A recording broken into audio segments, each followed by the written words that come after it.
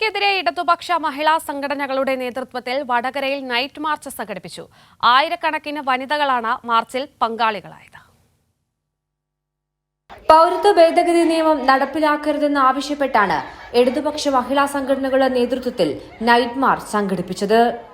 വടകരയിൽ വനിതകളുടെ പ്രതിഷേധ ശബ്ദം ഒന്നാകെ മുഴങ്ങി.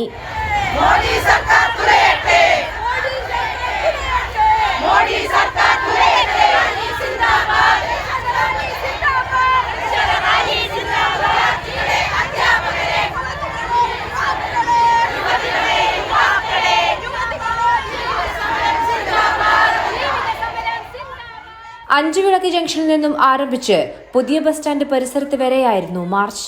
വിവിധ മേഖലകളിൽ നിന്നും ആയിരക്കണക്കിന് വനിതകളാണ് മാർച്ചിൽ പങ്കാളിയായത്. ജനാധിപത്യ മഹിളാ അസോസിയേഷൻ ജില്ലാ സെക്രട്ടറി കെ പുഷ്പ മാർച്ചിന് നേതൃത്വം നൽകി.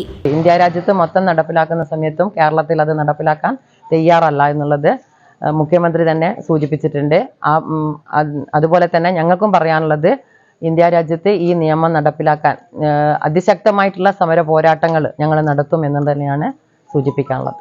ഇന്ത്യയിലെ ജനങ്ങളെ വിഭജിക്കാനുള്ള കേന്ദ്ര സർക്കാർ നീക്കം അനുവദിക്കില്ലെന്ന് ഉറക്കെ പറഞ്ഞായിരുന്നു മാർച്ച്.